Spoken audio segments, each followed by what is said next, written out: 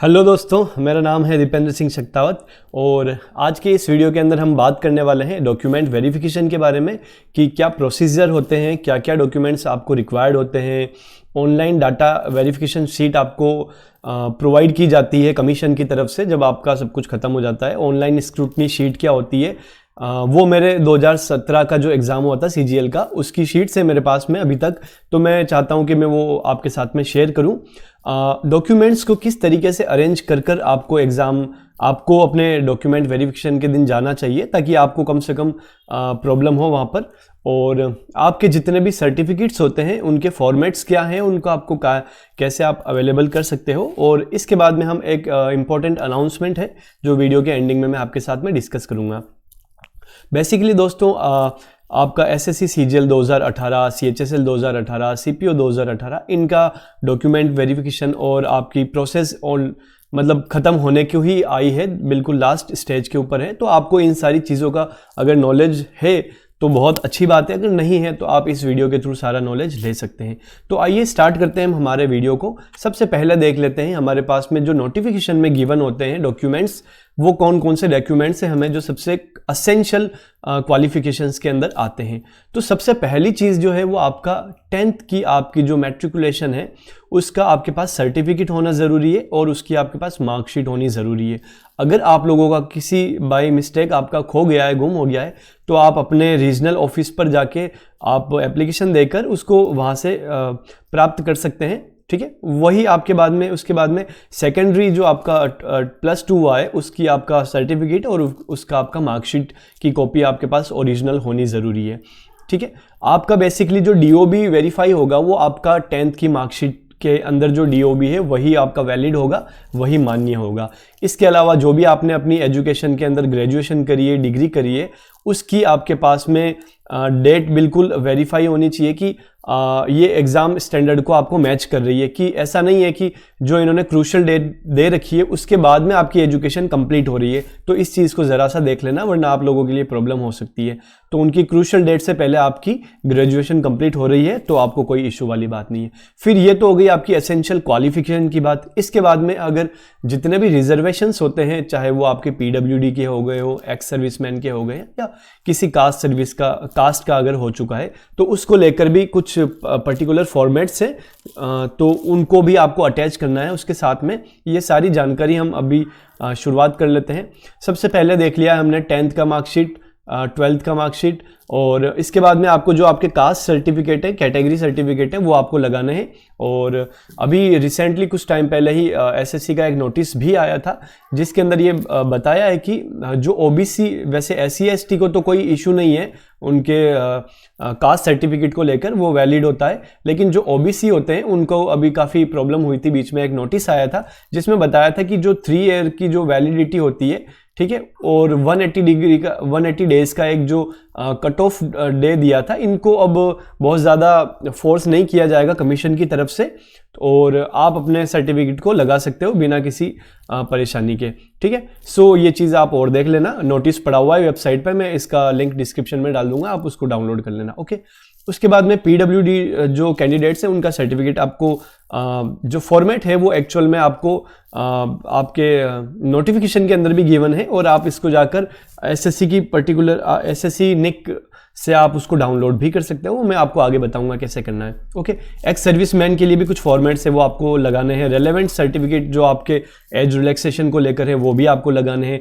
Certificate जो आपके central government के सिविलियन एम्प्लॉयज़ हैं उनके लिए भी लगाने हैं आपको, और आपको NOC भी लगाना है। ठीक है, नॉन ऑब्जेक्शनल सर्टिफिकेट।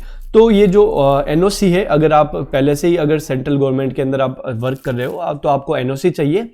ये आप 1 महीने पहले अपने जो आपका पर्टिकुलर डिपार्टमेंट है उसको एप्लीकेशन लिख कर उनको इंटीमेट कर सकते हो, और वो लोग आपको इस चीज़ का एक सर्टिफिकेट प्रोवाइड कर देंगे कि ये आपका NOC सर्टिफिकेट है। ओके, सो इसके बाद हम स्टार्ट करते हैं। आप अपने जो ऑनलाइन डाटा वेरिफिकेशन शीट है वो मेरी 2017 की है, आप यहाँ से देख सकते हो, जिसके अंदर आपको आपका रोल नंबर, आपका रोल नंबर हो गया, आपका नेम हो गया, आपके फादर्स नेम, मदर्स नेम, आपका जो 10th की एग्जामिनेशन का रोल नंबर है वो आपका यहाँ पर लगेगा, आपकी DOB, आपका जितनी आपकी जो कैटेगरी है, आपका एक्स सर्विसमैन, अगर आप रिजर्वेशन से हैं तो PWD एज रिलैक्सेशन कोड भी होता है, वो भी आपको नोटिफिकेशन के अंदर ही गिवन होता है, आप वो यहाँ पर लगा सकते हैं। इसके बाद ये आपकी पोस्ट प्रेफरेंस है जो आपको वहाँ पर फिल करनी है अपने डॉक्यूमेंट वेरिफिकेशन के टाइम पर। तो ये सारी की सारी पोस्ट हैं जो मैंने सेलेक्ट करी थी, आप अपने लिए सेलेक्ट जो करोगे वो यहाँ पर आपको टाइप करवाया जाएगा कंप्यूटर की स्क्रीन के ऊपर, और बाद में आपको लास्ट में ये ऑनलाइन वेरिफिकेशन शीट दी जाती है कि हाँ आपका केस बिल्कुल क्लियर है, जो कि आप यहाँ पर देख सकते हो कि रिजेक्शन प्रोविज़न यहाँ पर दे रखा है। सी का मतलब होता है क्लियर केस, मतलब कोई इशू नहीं है, सब कुछ डॉक्यूमेंट्स लीगल हैं, और यहाँ आपके फ़ोटो और सिग्नेचर होते हैं, थंब प्रिंट होता है जो आपका उस दिन लिया जाता है, और ये आपका फ़ोटो और सिग्नेचर तब का है जब आपने अपना फॉर्म फिलअप किया था। ठीक है, सो ये कुछ पर्टिकुलर मेंशन एक कमीशन की तरफ से है कि हाँ इसके अंदर कोई गड़बड़ी नहीं है, सब कुछ ठीक है, और आपका नेम, सिग्नेचर और जो आपका डॉक्यूमेंट चेक करने वाला है उसका साइन और सील लगता है यहाँ पर। ठीक है, सो ये आपकी ऑनलाइन डाटा वेरिफिकेशन शीट हो चुकी है, और इसके बाद आपको एक ऑनलाइन स्क्रूटनी शीट भी दी जाती है, उसको भी आप देख सकते हो। ठीक है, सो इसके अंदर आपका एग्जामिनेशन का नेम, आपका एजुकेशन क्वालिफिकेशन, रोल नंबर, आपका नाम, और अगर आपने डिस्टेंस एजुकेशन से भी अगर किया है एजुकेशन वो भी आ जाएगा। फिर ये सारे पर्टिकुलर्स हैं। ठीक है, मैंने जैसा कि बताया था आपको DOB जो आपका ये लोग मानते हैं, ये लोग सपोर्ट करते हैं, वो आपकी एक्चुअल में आपकी 10th की जो मैट्रिकुलेशन के अंदर दिया हुआ होता है, ये उसी DOB को माना जाता है। और आपकी असेंशियल एजुकेशन की जो डेट है गई है वो भी आपकी जो आपका डिग्री आपको जो मिला है वो वाली डेट इसके अंदर काउंट होगी। ठीक है, इसके अलावा अगर आप जैसे मेरे पास कोई, मैं जनरल कैटेगरी से था तो ये सब कुछ मेरा NA के अंदर ही आ रहा था। सो अगर आपके पास कास्ट सर्टिफिकेट है, OBC सर्टिफिकेट है और एक्स सर्विसमैन का है तो ये सब आपका यहाँ पर बिल्कुल यस के अंदर आएगा। ठीक है, और जो भी NOC है वो भी आपका यहाँ पे काउंट होगा। और अगर आप whether photo pasted and application sign, so ये आपका फ़ोटो भी लगाया है और आपका एप्लीकेशन भी साइन किया है, तो ये आपकी डेट वो हो गई है। इसके बाद वही आपकी डेट लगानी है, ये डेट आप ही को लिखनी होती है, और आपको सील और साइन मिलते हैं वहाँ के ऑथोराइज आपके ऑफिसर जो होता है। ठीक है, इसके अलावा आपको NOC की बात हो गई, आपको साथ में 4 से 5 फ़ोटोज़ भी अपने साथ में लेकर जाने हैं जो काफ़ी आपके रिसेंट फ़ोटोज़ होने चाहिए, तो और बिल्कुल क्लियर होने चाहिए, उनमें कोई इश्यूज़ नहीं होना चाहिए। अब देख लेते हैं हमारे जो डॉक्यूमेंट वेरिफिकेशन होगा उसके अंदर हमें डॉक्यूमेंट्स को किस तरीके से वहाँ पर अरेंज करवाया जाता है। सबसे पहली चीज़ ये होती है कि आप जब डॉक्यूमेंट वेरिफिकेशन के लिए जाते हैं तो कुछ ग्रुप्स बना दिए जाते हैं स्टूडेंट्स को, उन ग्रुप्स को अंदर एंट्री करवाई जाती है। सबसे पहले आपका बायोमेट्रिक्स होता है और आपको कुछ कोड्स गिवन होते हैं आपके राउंड्स के लिए। ठीक है, फिर उसके बाद में आप लोगों को अंदर एक ऑफिस में ले जाया जाता है जहां पर आपको एक फ़ाइल दी जाती है। उस फाइल को आपको अपने जितने भी डॉक्यूमेंट्स हैं उनकी आपको डबल फोटो कॉपीज़ लेकर जानी होती है कि 10th की मार्कशीट है तो इसकी 2 कॉपीज़ होनी चाहिए, 10th की 12th की मार्कशीट है तो 2, आप सब कुछ 2-2 लेकर जाना है। ठीक है ना, हालांकि एक से काम चल जाता है, एक वो वापस रिटर्न कर देते हैं, लेकिन आप 2-2 अपने साथ में लेकर जाना। अगर कोई इश्यू होता है तो वहाँ पर आप भाग नहीं सकते हो किसी भी चीज़ के लिए दोबारा। ठीक है, सो आपके पास में पोस्ट प्रेफरेंस होता है, वो आपको डाउनलोड कर लेना है, साइट से आपको मिल जाएगा, उसको फिलअप करके ले जाना और साथ में 2 और एक्स्ट्रा आप लेकर चले जाना। ठीक है, अगर बाई चांस अगर वहाँ पे कोई अगर डिस्क्रिपेंसी आती है तो आप उसको रेक्टिफाई कर सकते हो वहाँ से। 10th की आपको मैंने बताया था सर्टिफिकेट लगाना है, मार्कशीट लगाना। सबसे पहले आपका सर्टिफिकेट लगेगा, फिर आपकी मार्कशीट लगेगी, फिर आपका 12th का सर्टिफिकेट लगेगा, फिर आपकी मार्कशीट लगेगी। सिमिलरली आपकी जो ग्रेजुएशन होगी उसकी आपकी डिग्री लगेगी, उसके बाद आपका जो सेमेस्टर वाइज या ईयर वाइज जो आपकी मार्कशीट्स है वो सब कुछ लगानी है। फिर आपको आपका जो कास्ट सर्टिफिकेट्स है, जिस कास्ट पर्टिकुलर कास्ट से आप ले रहे हो बेनिफिट, तो वो आप लगा सकते हो। Essential certificate, age relaxation certificate, वो सब आपको यहाँ लगाना है।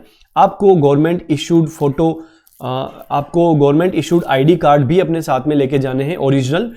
2 ID कार्ड्स ज़रूर लेकर जाना, चाहे वो आपका आधार कार्ड हो गया हो, ड्राइविंग लाइसेंस हो गया हो, पैन कार्ड हो गया हो, वोटर ID हो गया हो, पासपोर्ट हो गया हो, या और भी आपका जन्म प्रमाण पत्र हो गया।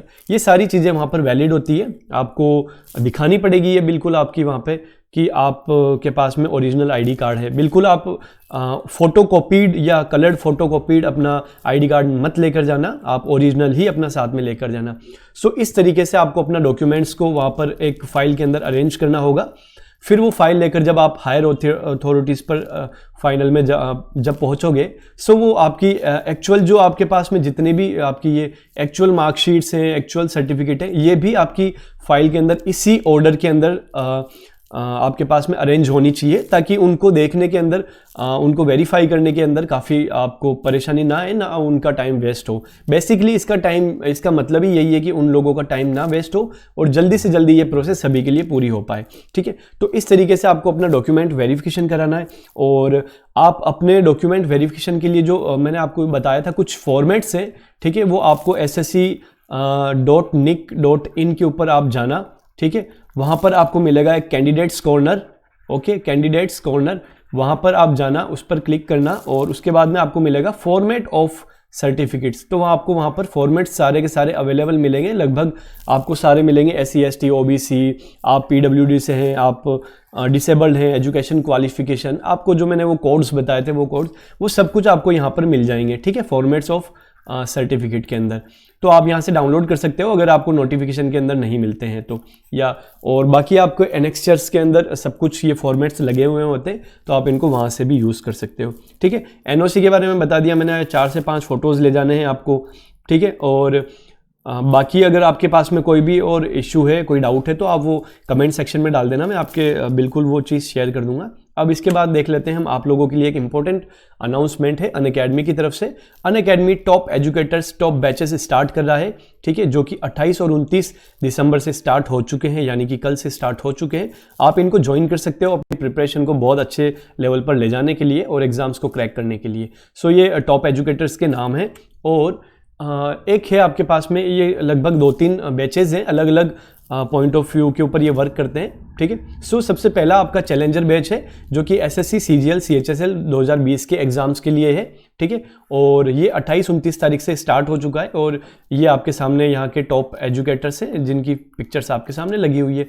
और जैसा कि अनअकैडमी हमेशा आपको PDF, daily quizzes, mock test और अनलिमिटेड एक्सेस प्रोवाइड करता है, तो ये सारी चीज़ें आपको करवाई जाएगी, फुल सिलेबस आपका कवर करवाया जाएगा। ओके, इसके बाद आपका आता है एक ब्रह्मास्त्र बैच, जो कि आपका CET एग्ज़ाम को लेकर बनाया गया है। जितने भी आपके SSC, बैंकिंग, रेलवे के जो कंबाइंड एग्जाम्स है, उनको कंबाइंडली ये चीज़ फोकस करेगी, ब्रह्मास्त्र बैच। ओके, ये भी 28-29 तारीख से स्टार्ट हो चुका है। इसके अंदर भी आपको CET का फुल सिलेबस टॉप एजुकेटर्स के द्वारा मिलेगा, PDF मिलेगी और डेली क्विज और मॉक टेस्ट होंगे और आपके डेडिकेटेड डाउट क्लियरिंग सेशंस भी वहाँ पर होंगे। एक आता है आपका वाईफाई स्टडीज़ सफलता बैच, जो कि आपका SSC एग्जाम्स को लेकर फोकस है, CHSL CGL 2020 का। ओके, यहाँ पर आपके वाईफाई स्टडी के टॉप एजुकेटर्स आपको यहाँ पर पढ़ाएंगे अनअकैडमी पर, और PDF, daily quizzes, doubt clearing sessions, ये अनलिमिटेड एक्सेस, ये सब कुछ आपको वहाँ पर बहुत अच्छे से मिलेगा और आप इनको जल्द से जल्द खरीद सकते हैं। और इंटेलिजेंस ब्यूरो के लिए अगर आप प्रिपेयर कर रहे हैं तो उसके लिए भी आपके पास बैच है। MTS 2020 के लिए भी आपके पास फाउंडेशन बैच है। Exam cracker batch for SSC CGL CHSL 2021 और 22 के लिए आपके पास में ये भी 29 से स्टार्ट हो चुका है। ओके, सो आप इन बैचेस को परचेस कर सकते हैं और उसके लिए आप मेरा कोड इस्तेमाल कर सकते हैं, जो कि मेरा नाम है दीपेंद्र, DEEPENDR है, और आपको मैक्सिमम डिस्काउंट मिलेगा इस चीज़ को लेकर। और प्राइसेस जो है वो 31 दिसंबर से हाइक हो रही है। सो अगर आप इससे पहले खरीद लेते हैं तो आपको काफ़ी बेनिफिट मिलेगा। सारी प्राइसेस जो हैं वो आपके सामने हैं, आप देख सकते हैं इनको। और इसके साथ में आप अगर इनको कंबाइन कॉम्बो ऑफर्स लेते हो तो आपको काफ़ी बेनिफिट मिलेगा SSC बैंक रेलवे एग्जाम्स के लिए। इसके लिए आपको SSC कोड अप्लाई करना पड़ेगा और आपको 10% का डिस्काउंट मिलेगा यहाँ से। ठीक है, सो ये थी आज का वीडियो। आई होप ये चीज़ आपको अच्छी लगी होगी दोस्तों। सो इसे यहीं ख़त्म करते हैं। Thank you very much.